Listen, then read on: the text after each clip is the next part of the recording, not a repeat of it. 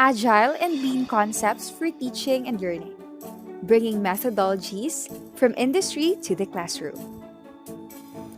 Part 1 is the Agile and Lean concepts in education.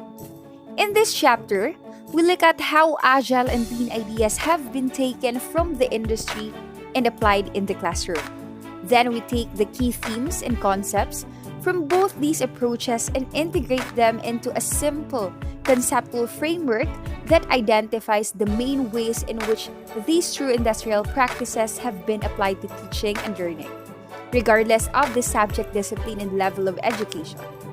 In doing so, we aim to draw out the important skills and practices that are required in making this transition from one domain to another. Agile methods. Agile methods for software development evolved as a response to the changing dynamics of the software industry in the 1990s. The focus on customer needs and being responsive to changes in requirements at any phase of the development were seen as increasingly important. Agile in education. In a rapidly changing world, education also has a pressing need to do the same. The aspects of change, flexibility, and leanness, or a concept borrowed from lean management introduced above, are just as important in education as for software development. Reinterpreting Agile practice for teaching and learning. If we are able to make specific recommendations about how educators can use Agile practices in the classroom, then we have to break them down into implementable strategies. Agile values. These are expressed in the Manifesto for Agile Software Development, and his version states that we are uncovering better ways of educating children by doing it and helping others to do it. Through this work, we have come to value individuals and interactions over processes and tools, meaningful learning over measurement of learning, stakeholder collaboration over constant negotiation, responding to change over following a plan. In addition to the 4 values, the Agile Manifesto also included 12 principles. These can be seen as a set of competencies of individuals and teams that together enable Agile development. Making learning Agile. Bringing these various ideas together, Agile education might focus on the ideas of an iterative, adaptive process of student-directed learning built around learning stories created by the students themselves. Lean manufacturing. Lean is an approach within manufacturing that has its roots in the Toyota production system from the second half of the 20th century. Lean production was conceptualized as a way to reduce waste, upskill workers, improve quality, and provide more variety in products than was possible with mass production. Value, the value stream, and perfection.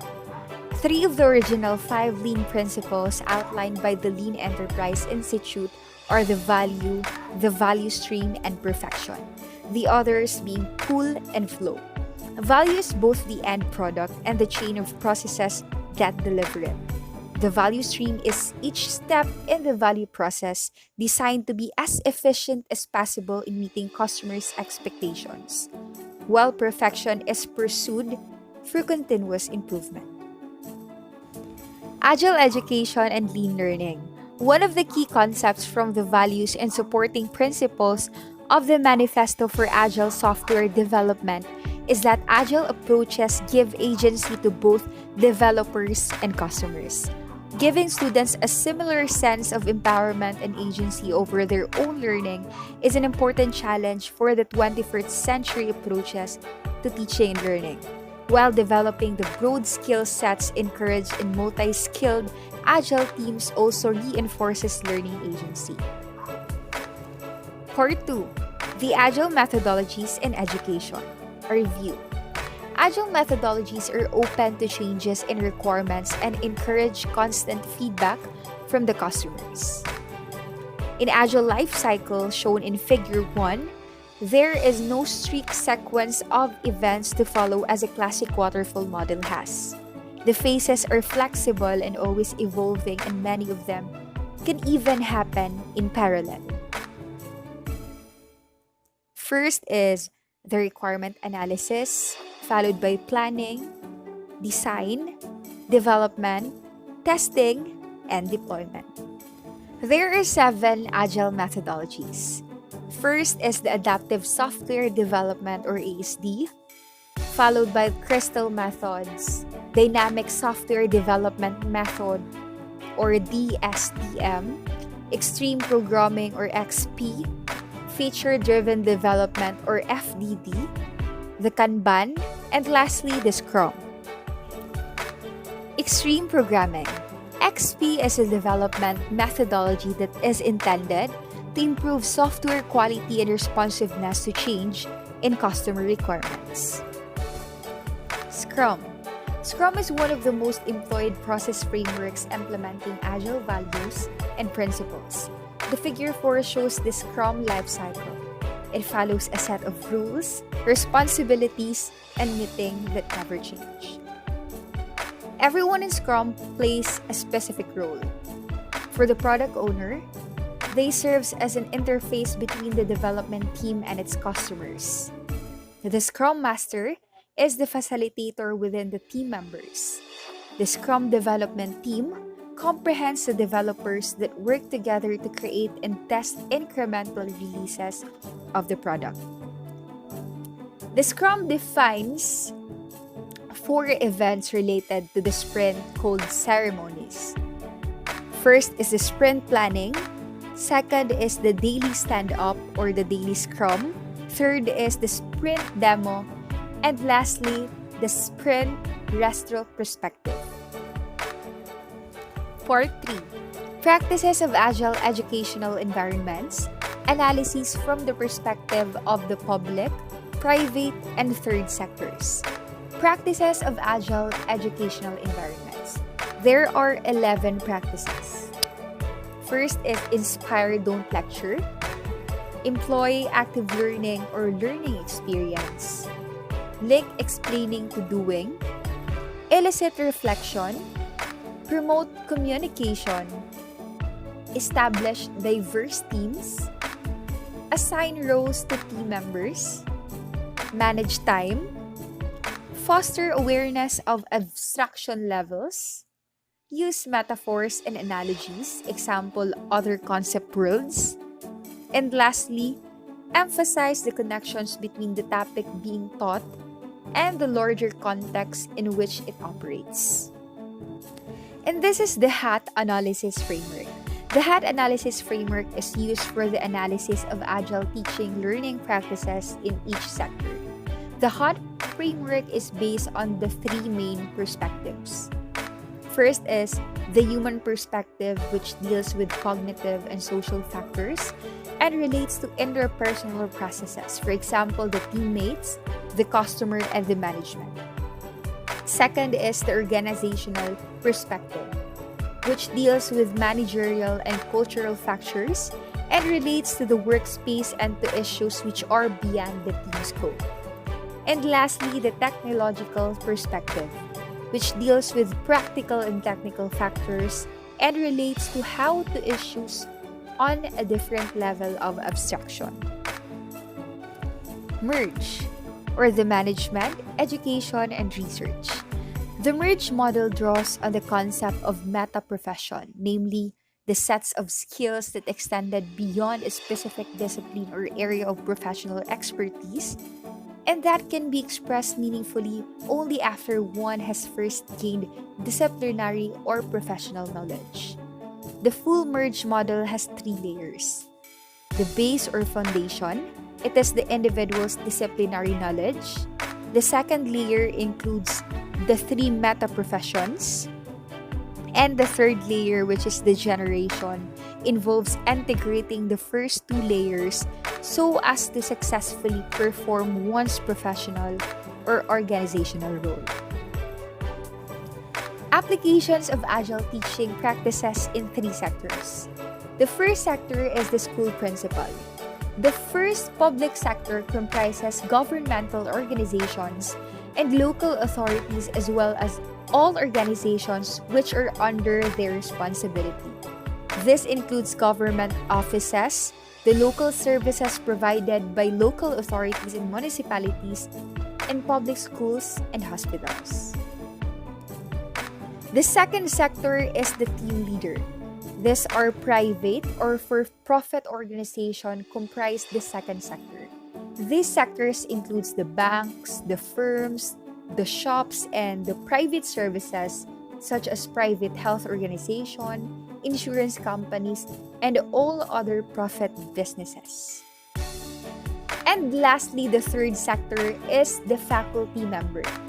The third sector comprises not-for-profit NGOs that supply services not provided by organizations belonging to the first two sectors. What is the purpose of Kaizen? The purpose of Kaizen is to create a sustainable organizational culture of excellence, focused on creating value for the customer by everybody, everywhere in the organization, through continuously solving problems and reducing waste or inefficiency. Customer value must be quantified in terms of quality, cost, and delivery.